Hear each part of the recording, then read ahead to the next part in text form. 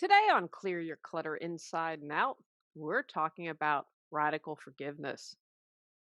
How completely and wholly are you able to forgive? Are you aware of how much of your life you're really taking responsibility for? Where in your life do you still feel like a victim? Learn about radical forgiveness as we begin our month focusing on social and relationship clutter. Do you control your clutter, or does your clutter control you? On Clear Your Clutter Inside and Out, we'll teach you awareness as well as action steps to create change in your life. Come on, let's get started. Hey everyone, first episode's being recorded in West Virginia. Happy to say, as I record this, we're in West Virginia. Another 3.5 weeks, we close in North Carolina. A couple days later, close in West Virginia, but they're going to stay a little bit, and so we will be moved in by the time you listen to this and settle. And I think it'll be a very mellow anniversary for us this year. There's a lot of craziness. This month is inspired because I wanted to talk about our social relationships and wanted to do different topics and how our social relationships affect us and create clutter in our lives. So, all this month, that's what I'm going to be focusing on. Today's episode was inspired because I have been wanting for a while now and have been saying that I would do another episode on being a victim. I've done a lot of work around this. I still have moments when I feel like a victim. It's much more subtle now, so I really have to pay attention to it. I have read the title of this episode is from a man named Colin Tipping, who has written 2 books and maybe more, but these are the 2 that I have and familiar with. They're currently packed up. Will be in the bookshelf as soon as we're unpacked. So the name of his books are Radical Forgiveness and Radical Self-Forgiveness. I really like a lot of what he says. I think there's some good stuff in there and has definitely influenced my thinking. When you are able to forgive, which I think ultimately you need to do to not feel like a victim, then you have peace in your heart. Why I have peace in my heart? When I don't forgive someone, I know I tend to get obsessive. I got some work to do on that because in the mix of playing the victim, to be able to release that, forgiveness needs to happen. The first time I read his books, I started to read and I couldn't. I just had to put them down. I couldn't hear his message in any way, shape, or form. The fact that, what? Wait, I have a role in this? I couldn't at the time because I was still really invested in playing the victim, coming from that victim mentality. So this episode might annoy some people, it might bother you, and that's okay. If you're able to listen to all of it, fantastic. It's a podcast, it'll be here for you. It'll be on YouTube.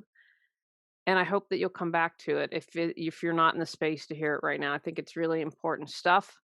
I talk about things like I think gratitude is one of the most important takeaways from what I do. I would also say releasing victim mentality and having forgiveness would rank definitely in my top 5 of things to one, to find peace, but to also continue on that spiritual path, to move forward, to raise your vibration. I think that all of these things are very important. While I'm going to be talking a little bit and go into a little bit more details and bring in some of my teaching and beliefs, in a nutshell, with radical forgiveness, you don't get to play the victim. So think about that for a moment. How many times a day do you play the victim? I've shared this story before. I wasn't aware that I had this victim mentality till my brother called me out on it. I was early 30s. You always see yourself as a victim. And in that moment, I could hear him. And that made me go, hmm. And I thought about it and played around with it. And then a couple months later, I started my Clear Sight Clairvoyant program. And so that was able to unearth and remove some other stuff. And really, to me, for this lifetime, get to the core of why I felt like a victim and get me into a headspace where I could deal with this. So, if this is a new concept to you, there's no shame in that. Again, be open, hear what you're going to hear, take that. And remember, there are always layers of stuff. I talk now about it's more subtle to me. Before being my face, it's like, oh, it's kind of lingering there. I'm going to have to pay a little more attention. And I forgive me as I have a summer cold today as I'm recording this. But as I always say, it's about increasing your awareness and taking action. The book is great if you're interested in that, and Radical Forgiveness has a lot of free resources that you can check out. And what I love about his suggestions, and there may be other people that do this, I'm just not aware, is that it gels with so much of what I've been taught. And again, he's created a formula that works for a lot of people. And today, what I'll talk about is assembled a little bit differently. I want to talk about ways you can release being a victim.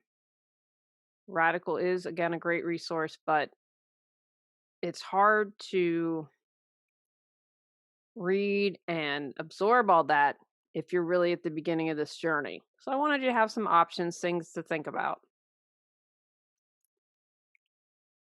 First, contemplate the benefits that you receive of being a victim. Do you get a lot of attention? Is this a way for you to manipulate and get your way? Does it let you take the hook off and not take responsibility? Does playing the victim allow you to kvetch and complain a lot? Do you thrive on drama? Does it allow you to bury your anger because you're wallowing in self pity? We as human beings don't do something unless we get a benefit from it. I would say for me, when I was younger, before I was really aware of it, is that I used it as manipulation to get my way because I did not know how to, in a healthy manner, how can I get my needs met? Because in my junked up thinking, I couldn't directly ask for what I wanted. So this was one of the ways that I would try to get my needs met. And again, I come from this from a place of compassion. I did the best I could. I didn't know about all this stuff. I grew up in the 70s and 80s, and this is kind of before the self improvement revolution happened. I mean, I remember being in my early 20s and this revelation and went to therapy and these self improvement books. I'll never forget. And this is back in the early 90s, buying like $100 worth of books, which is probably what, like three or 400 today. Because I was like, oh my gosh, there's all this stuff I just want to learn. I want to improve. So be gentle with yourself, but take the time to contemplate, where in life do I see myself as a victim and why? Why? What am I gaining from this? What are my benefits? And with anything, I like to let things marinate. So maybe you turn off the podcast here, think about it, and come back. All good. But I want to get you starting to become aware of that.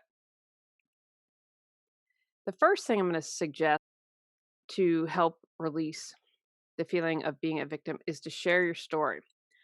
I was once told by someone to share your pain and you're upset with at least one person. So I like to call it barfing it out, getting off your chest. Tell it how you want to. This isn't the time to self edit. This is a time to express all your feeling. If you need to, tell a tree or a stuffed animal. I've done that in the past.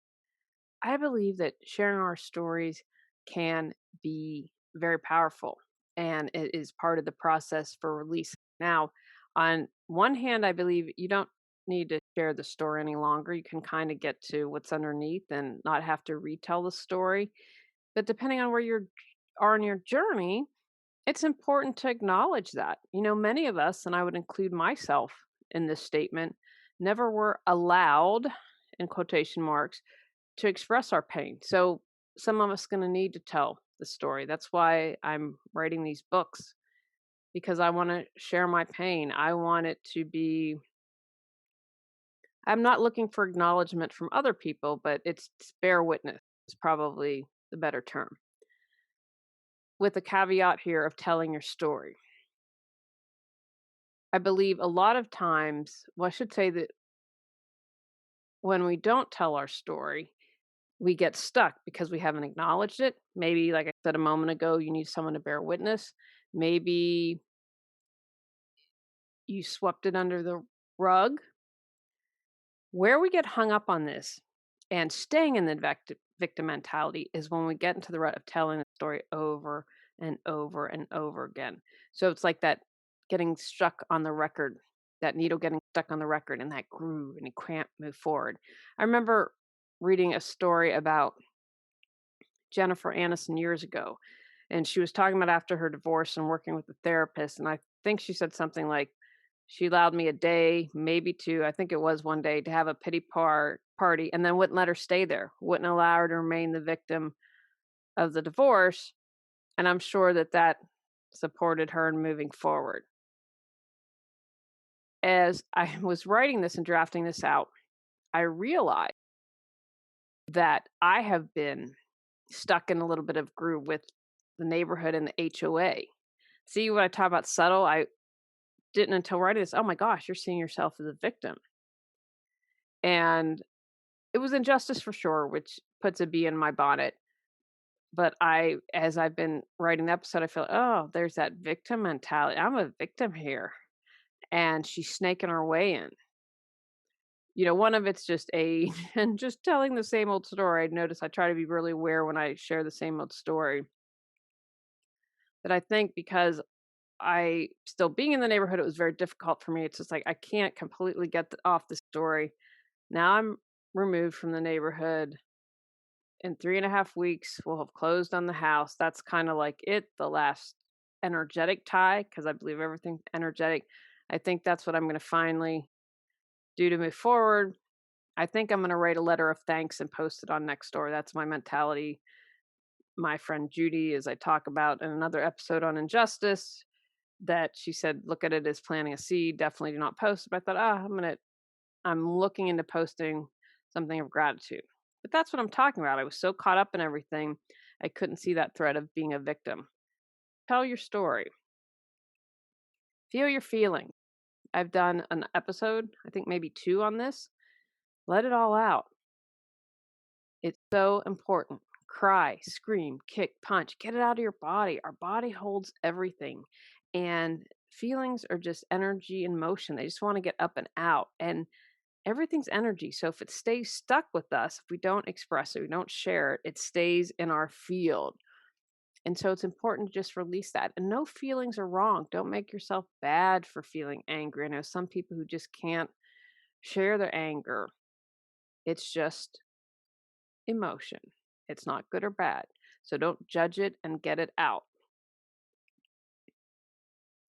Be aware of your interpretation. We all have our stuff. So that obviously colors our worldview. It doesn't make anyone wrong, it's just a reality. So, where can you be cluttering how you're viewing a situation? The other way I would term this is calling it being neutral. When I went to Clear Sight, that was the thing we talked about. Let's get neutral. Neutral means I have no opinion. I look at the fact. What are the facts here and going on? And for instance, when I was writing all the acting in bad faith part, I had to get neutral. I had an opinion, trust me, but I'm like, okay, it's not about your opinion. What are the facts of the case? How do you get neutral? Because when I just look at the facts, then that allows me to be more clear headed. It wasn't, oh, they were out to just not do solar to us. They didn't let anyone have solar. And so it wasn't, I couldn't add, and I didn't feel this, but just an example, I couldn't say, oh, it was just us. They don't like, they don't like me. It was about me. You know what I'm saying? And so if you just look at the facts, that doesn't allow your opinions and your judgments to come in that might color what you're thinking. And again, if you bring up all your baggage and all your past stuff, then you might be leaning to already, oh, I'm a victim because of this, when the facts don't bear that out. So get neutral and be aware of your perspective, because that might change something. That might be that aha moment for you where you can step back and say, oh, wow, I felt this way because of a relationship in the past. And what I'm realizing is this past relationship has nothing to do with this present relationship. Oh, wow. What is it about me? Be aware of your interpretations and perspectives and get neutral. You have all the answers you need within. Got Clutter, 365 journal prompts books, supports you in figuring out how to clear your clutter. Get control of your clutter so your clutter doesn't control you. Reclaim time, money, sanity, and resources. Choose from physical, mental, emotional, spiritual, holidays, or compilation volumes 1, 2, and 3. Free MP3 meditation with purchase. Learn more at reawakenyourbrilliance.com or purchase on Amazon. Own your life. The thing with radical forgiveness is it doesn't allow you to be the victim at all. As I've stated, I'm not there yet. But when I'm not playing the victim, I own my life 100%. We're all going to go through stuff. If you get into the habit of taking action and not being passive, that's going to move you forward. When you own your life, you can't blame others. I bet we all know someone that's never been his or her fault. How do you feel when you're around that person? I bet you don't want to hang around them all day. We have been very fortunate that we have had such a tremendous tribe that have helped and supported my mother.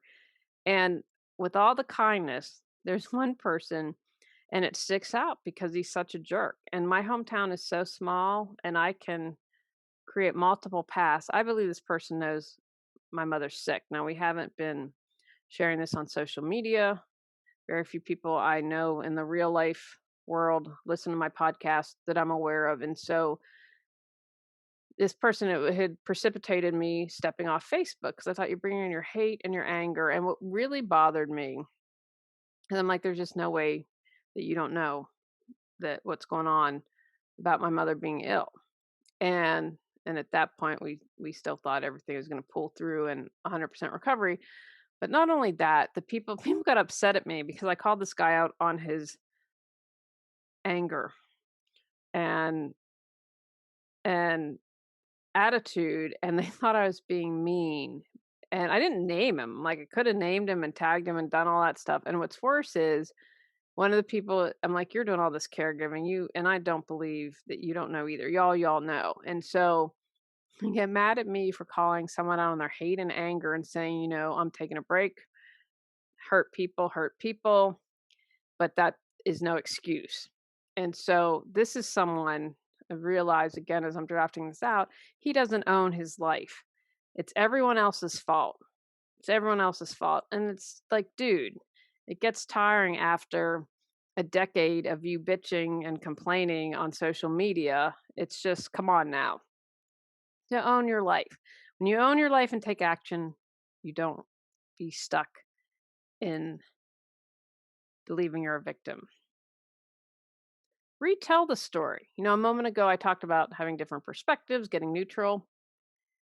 If you have biases, then you're going to make up things and insert opinions and not be neutral. So, how can you retell this story and reframe it? Well, let's see. Let me take a step back. Wow, we really did well selling our house. We had a total increase in value over 2 years. That's really awesome. It is allowed me to clear up karma. Then I have to understand that it has nothing to do with me. Like, how sad is it that people have to join a board to feel empowered? And anyone who's healthy realizes it's nuts and resigns. And it's just sad. How else can I retell this story? Well, in my personal belief system, I believe in reincarnation. I believe when I came to Earth, I said, hey, these are the lessons I want to learn. These is a family I choose. So if I chose this, how can I be a victim? I can't. I'm not a victim if I made that choice.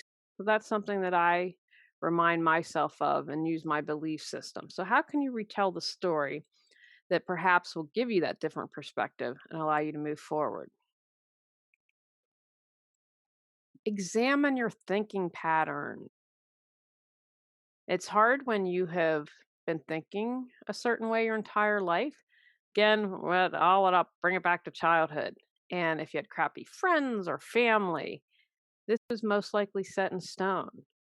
Maybe for you, it's think you deserve it when something happens. Remember, like attracts like, or someone did something on purpose to you, right? Or you rocket all the way to the future with all the things that are going to happen because of that.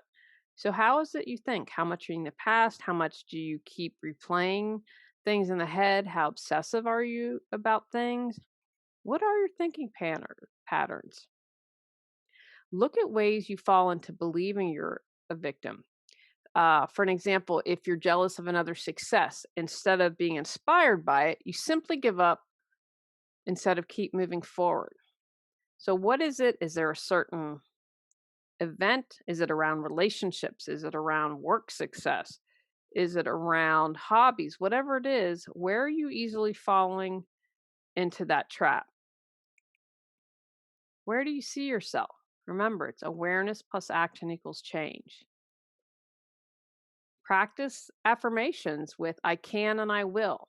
One of the things my brother did really well is he doesn't let my nephew and nieces say I can't. And he has been that way since they were kids. I think that's incredibly powerful that he has instilled in them. Don't say can. Say can, I will, I am. And I was reading someone, it was a, what do you call it? One of those ads on Facebook, and they were bagging on affirmation. They said, oh, that can't change how you feel, underlining issues. And my father, since I was a kid, always taught me to say, when someone asks how you're doing, say, I'm excellent.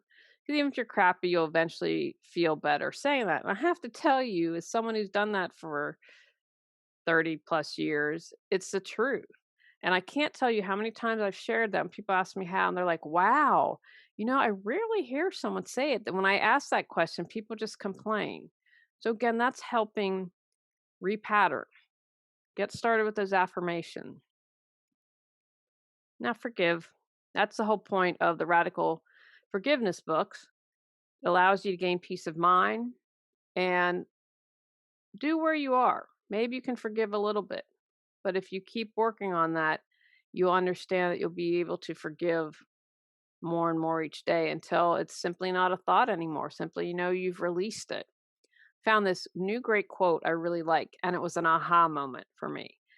And that's what I love, hearing people say things, and then it sparks that for me because I was like, "Oh my gosh," because I'm just ready to be done with everything in North Carolina, and the 3.5 weeks are moving at a glacier pace. But then when I read this, I was like, "Wow." So this is the quote from Catherine Ponder. When you hold resentment towards another, you are bound to that person or condition by an emotional link that is stronger than steel. I talk all the time, everything's energy. And I was like, this is so true. Forgiveness is the only way to dissolve that link and get free. I do not want to be tied to these people. I don't, because when I am stuck in that frame, stuck in feeling like a victim, that ties me. I don't want to, that drags my energy down. That brings me down. That is reminding me I have room for improvement. I don't want to be on the same level as those people. So I think this is a good reminder, an emotional link stronger than steel. So where when you forgive, you're able to help dissolve that. And again, like steel, I don't know if it's coated or whatever, but when you put enough pressure, when you put, I don't know, water might not dissolve it, but when you think of it as pressure, every time you're able to forgive a little, and eventually that steel will break. And I was working with someone the other day and talking about everything is energy. We're talking about some childhood beliefs that were kind of pounded into him. And we talked about that energetic component. There's an energetic component to everything. And so this quote was an aha moment for me. When I don't forgive, it's like this albatross around my neck and I can't get the person out of my head. And it drives me super duper crazy. And to think that have this emotional connection, this energetic connection. 'Cause, a lot of times we can intellectualize things. Oh, I've forgiven someone. Well, have you really? Is still there that link? So, just some food for thought, and wanted to share that great quote. Also, supporting you in releasing being a victim, finding the golden nugget. I did a few years ago an episode on this. Where in the bad situation, when you felt like a victim, can you find something good? And I believe if you're willing to look, you'll always find something. With all the crap in the neighborhood, boy, did it make leaving North Carolina easier. I don't do very well with goodbyes. Not a problem after this. It was all good. We did really well. We hit a hot real estate market, although we got a hot real estate market here in Wheeling. Who would have thunk that? Did really well with that. It's so hot. We just got our inspection report back. Although with our house we bought in Wheeling, we didn't use a realtor. I don't think I'll ever use a realtor again. And it's gone incredibly well. And so it started when all this went down. I know what, we're going to move back to West Virginia because shortly after there, Tony got the okay from his boss to do it. So it allowed us to plan. I'd come up, I was up here 8, 9, 10 months in a row. And so bring a load. And I have to tell you, we had 2 containers and we had one at first and then ordered a second one. And boy, we have been in trouble if we hadn't gotten that second container. But we talked about it a day or 2 after ordered. I'm like, I think we need a second container because they were filled and we had brought some stuff here. And again, we don't own a lot, but furniture is bulky. So where can you find the golden nugget in whatever happened? Again, if you're willing to look, I think you'll find it. And that helps you cut down on the negative thinking, your patterns of thinking. That helps reset everything to support you in switching and changing that. Everything begins with a thought. That's where it all starts. And whatever you put out there comes back in some way, shape, or form. So you start to do this, find the golden nugget, have gratitude in some way, shape, or form. That is going to support you in taking action and moving forward and feeling like less of a victim. Review your circle. Like attracts like. Do you have people in your life that complain and blame and feel like a victim? Do you sit around and tell war stories? When you're sharing these stories, do you try to one up each other? And what I realized, oh, I know someone like that. And Tony had mentioned this to me about a year ago, and he said, "Oh, do you ever notice that so and so always one ups?" I'm like, "Nah." But now that you mentioned it, so then I paid attention after. I was like, "Wow, he's right." And it's fascinating to me to observe and watch that. So, who is in your innermost circle? What are you all talking about? What are you attracting? It's like the people that harass me, a small group of people. And I was thinking, how much time and energy? I mean, I'm not the one going around on Christmas harassing someone. That's really sad, especially if you claim to well, don't claim, you have signs in your yard saying, I love Jesus, and you spout what a great Christian you are over social media, and you're spending Christmas doing that. Yeah. I mean, that's just yuck. And then you have people that support you in that and join you in that. How are you ever going to move forward in life? I wouldn't want that as my goal. So just pay attention to the people that you have close to you. And when you decide to make these changes, people will fall away. They'll either rise up with you or they'll fall away. And again, nothing good or bad in that. We all are where we are in the spiral and where we are in that journey. But be aware. And then start the process of seeing yourself as not a victim. Consider that you create your reality. Or in my experience, as I've mentioned, I believe that I chose everything. I chose everything in this life. So how can I complain? I chose it. Let me be clear again. It doesn't mean I like it or it has stopped me from feeling like a victim, but I continually work on it. That's why I created this podcast. It supports me and supports you, but I'm consistently and constantly working on myself. You're listening and you're trying to be a better person and improve yourself. So, how can you take that step to not see yourself as a victim? What can you do to step back and say, oh, let me get neutral for a second? Let me look at the patterns of my life. How is my thinking? Is it repetitive? What are my thoughts? How am I doing? How am I contributing to this? How am I not moving forward and taking action?